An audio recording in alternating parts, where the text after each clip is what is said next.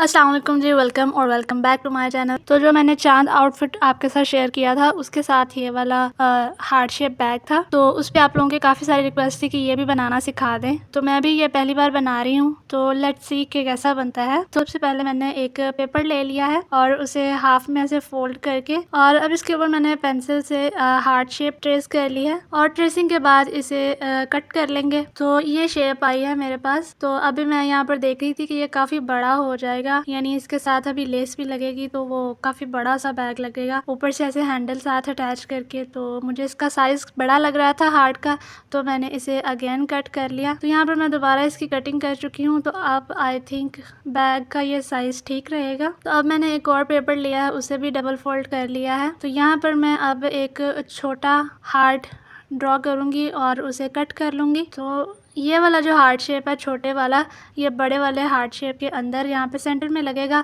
तो यहाँ पे मैं रख के देख रही हूँ कि ये साइज़ ठीक है या नहीं। तो मुझे ये भी बड़ा लग रहा था तो मैंने इसे कट करके छोटा कर लिया और अब आई थिंक साइज़ ठीक है। तो ये दो टेम्पलेट्स मैंने रेडी कर ली हैं। अब मैं यहाँ पर ले रही हूँ ये फ्यूजिंग पेपर, फ्यूजिंग शीट जो होती है स्टिचिंग में यूज़ होती है। तो फ्यूजिंग पेपर को भी डबल कर लेंगे और जो हमारी टेम्पलेट हार्ट की टेम्पलेट रेडी की है मैंने, उसे इस तरह से रखते हुए ट्रेस कर लेंगे हार्ट की शेप को और ये फ्यूजिंग पेपर ऐसे कट कर लेंगे। और ये जो छोटा वाला हार्ट है इसे भी इस फ्यूजिंग पेपर पे रखते हुए कट कर लेंगे। इसे मैंने ट्रेस नहीं किया, डायरेक्ट ही कट कर लिया था। तो अब मैं अपना लूंगी फैब्रिक, ये कतान सिल्क का फैब्रिक है और इसके ऊपर अब इसे आयरन करके ये फ्यूजिंग पेपर पेस्ट कर लेंगे। तो ये देखें यहाँ पर मैं ये फ्यूजिंग पेपर आयरन कर चुकी हूँ सिल्क के फैब्रिक पे। तो यहाँ पर आप देख लें कि मैंने यहाँ पे दो हार्ट शेप, बड़े वाला जो साइज है वो दो है हार्ट्स यहाँ पे, एक फ्रंट पीस होगा और एक बैक पीस होगा और जो छोटे वाला हार्ट है वो एक ही है।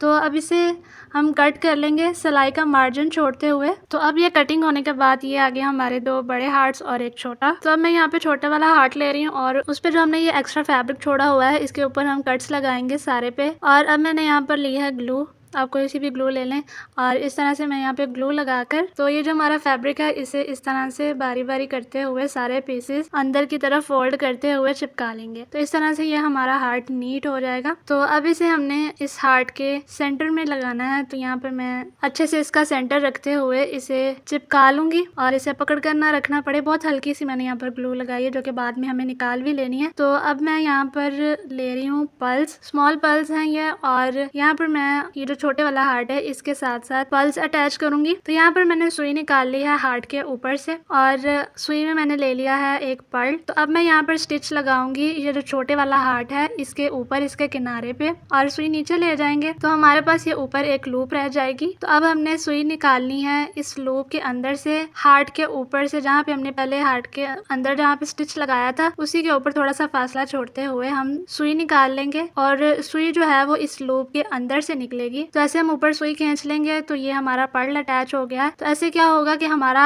जो छोटा हार्ट है वो भी स्टिच होता जाएगा फैब्रिक के साथ। तो यहाँ पे मैंने अगेन पर्ल लिया है और उसे उसी मैनर में ही मैंने दोबारा से स्टिच किया है और आगे भी ऐसे ही करते हुए मैं ये सारे पर्ल्स की एक आउटलाइन कर दूंगी और साथ ही साथ हमारा ये छोटा हार्ट स्टिच होता जाएगा बेस के साथ। तो अब मैं यहाँ पर आ गई हूँ एंड पे। तो अब थोड़ा सा रह गया हमारा हार्ट, पर्ल्स लगाने वाले रह गए हैं बस यहाँ पे थोड़े से ही, लेकिन अभी यहाँ पर मैंने लिए हैं जो हमारे पास कटिंग्स निकली थी ना, उसी को ही मैंने छोटे छोटे मतलब पीस करते हुए कट करके कटिंग कर ली है। और तो अब मैं ये सारी कटिंग्स लेकर इस हार्ट में फिल कर दूंगी। तो इससे क्या होगा कि हमारा हार्ट जो है वो थोड़ा सा उभर जाएगा और थोड़ा सा मतलब कह लें 3D सा लगेगा। अगर हम ऐसे नहीं भी करेंगे तो वो पता ही नहीं चलेगा कि हमने ये छोटा हार्ट सेपरेटली लगाया, वो बिल्कुल फ्लैट ही रह जाएगा। तो इसे भरने के बाद मैंने यहाँ पे सारे पर्ल्स भी ऐड कर लिए हैं और ये मेरा लास्ट वाला पर्ल था। तो यहाँ पे ये हमारा छोटे वाला हार्ट जो है वो हो गया है कंप्लीट। तो अब मैंने यहाँ पर कुछ लाइंस ऐड करनी है। मुझे ये लाइंस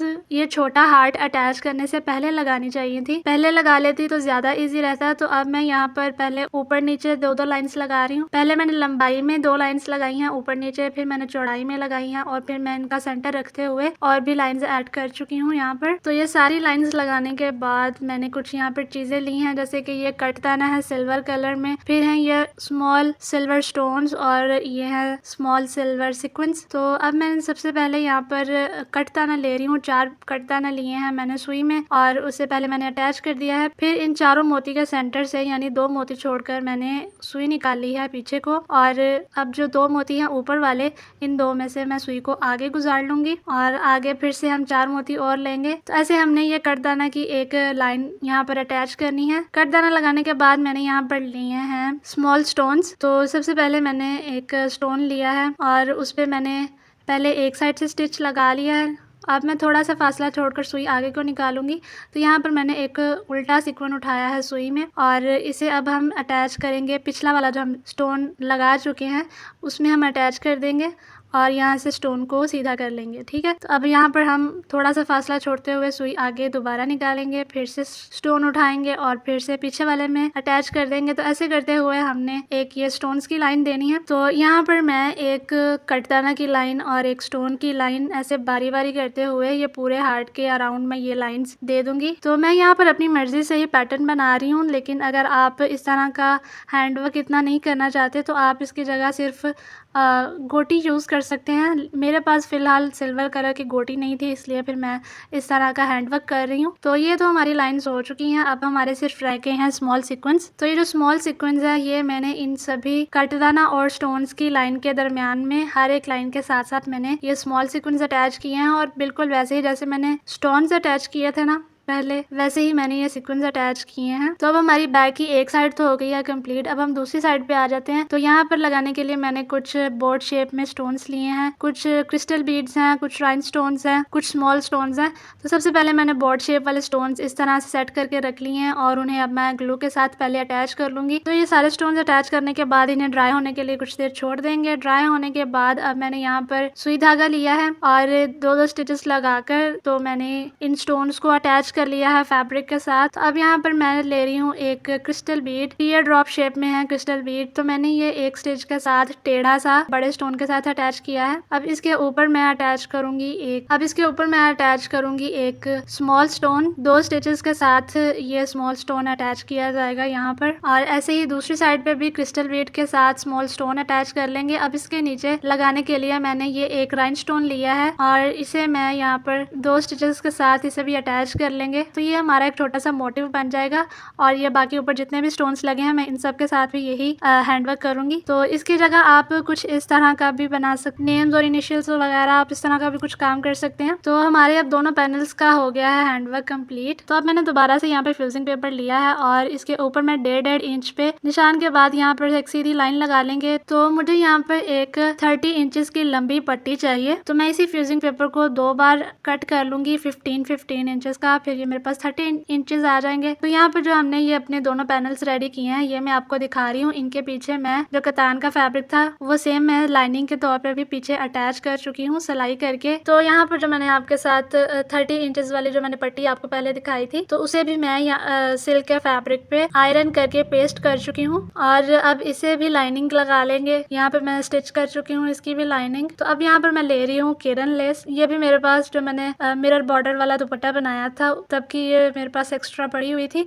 तो यही यहाँ पर मैं यूज करने वाली हूँ और साथ में जिप भी। तो सबसे पहले हम अटैच करेंगे किरण, जो हमारा फ्रंट पीस होगा बैग का, उसके ऊपर हम इस तरह से किरण को अटैच करेंगे। जो इसकी मतलब जो इसके बाल वाली साइड है वो अंदर की तरफ रखेंगे। अब इसके बाद जो हमने पट्टी ली थी वो और जो हमारा बैग का फ्रंट पीस है उसे इस तरह से रखकर जो हमारी फ्यूजिंग है दोनों पीसेस पे उनके साथ साथ रखकर हम सिलाई करके ये वाली पट्टी अटैच कर लेंगे। और सच में इट वाज नॉट इजी। आप लोग अक्सर मुझे कहते हैं कि हमें स्टिचिंग भी दिखाया करें, लेकिन मैं स्टिचिंग में इतनी अच्छी नहीं हूँ और क्या होता है कि हर बार ही कोई ना कोई मसला आ जाता है स्टिचिंग में। अब जैसे मैंने यहाँ पे पट्टी भी अटैच कर लिया है और इसे सीधा भी कर लिया है, लेकिन यहाँ पर मैं जो हैंडल लगेगा बैग का वो लगाना मैं यहाँ पर भूल गई थी और मैं इसे बार बार उधेड़ के नहीं सीने वाली थी क्योंकि ये बहुत ज्यादा टाइम ले रहा था। और अच्छा, यहाँ पे जो हार्ट की नोक है वहाँ पर आप लाजमी इस तरह से कट लगा लीजिएगा लगेगा, फिर ही इसकी शेप नीट बनेगी। अब हम एक पीस तो अटैच कर चुके हैं, अब हमने दूसरा पीस अटैच करना है और उसे भी हम इस तरह से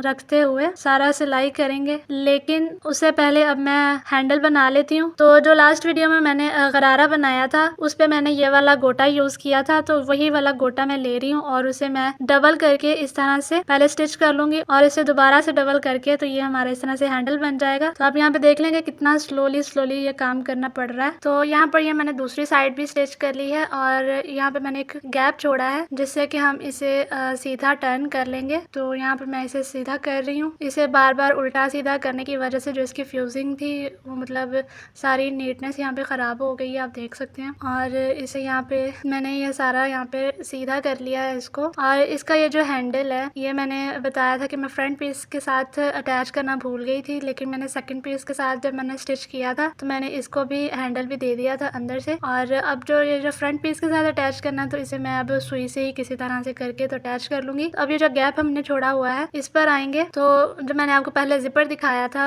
वो जिप हम लेंगे यहाँ पर और इसे यहाँ पर स्टिच कर देंगे। लेकिन मुझसे स्टिच नहीं हुआ था इतने अच्छे से, तो मैंने फिर ये सुई धागे से ही अटैच की थी। तो इस तरह से यहाँ पे मैंने ये जिपर अटैच कर लिया है। तो ये है हमारे बैग की फाइनल लुक। तो अब जरा यहाँ पर कुछ बातें डिस्कस कर लेते हैं इस बैग से रिलेटेड। सबसे पहले तो ये कि इसकी ये जो मैंने किरण लेस लगाई है ये बहुत छोटी है, ये कम से कम इतनी बड़ी तो होनी ही चाहिए। और ये जो हैंडल है, हैंडल भी मुझे सुई से ही स्टिच करना पड़ा। जो एक साइड मैंने सिलाई में स्टिच की थी उसकी भी शेप अच्छी नहीं बनी थी, नोक नहीं अच्छी बनी थी, तो फिर मैंने उसे भी सुई धागे से ही सेट किया है। और फ्रंट पीस को तो मैंने टोटली ही सुई धागे से अटैच किया हुआ है इसका हैंडल यहाँ पे। और जिस तरह से मैंने इसे रो धो के स्टिच किया है तो मुझे लग रहा था ये कि बहुत ही बेकार बनने वाला है, क्योंकि इसे मुझे कई दफा सिलाई निकाल कर दोबारा लगानी पड़ी है। बहुत ध्यान से नोकों का ध्यान रखते हुए, बहुत बराबर रखते हुए इन्हें स्टिच करना पड़ा है मुझे। और स्टिचिंग के दौरान तो मेरा इतना दिमाग घूम गया था कि मैं ज्यादा शूट भी नहीं कर सकी। बस मुझे यह था कि किसी तरह से मैं ये सी लूं, बस ये पैनल्स अटैच हो जाएं इस पट्टी के साथ।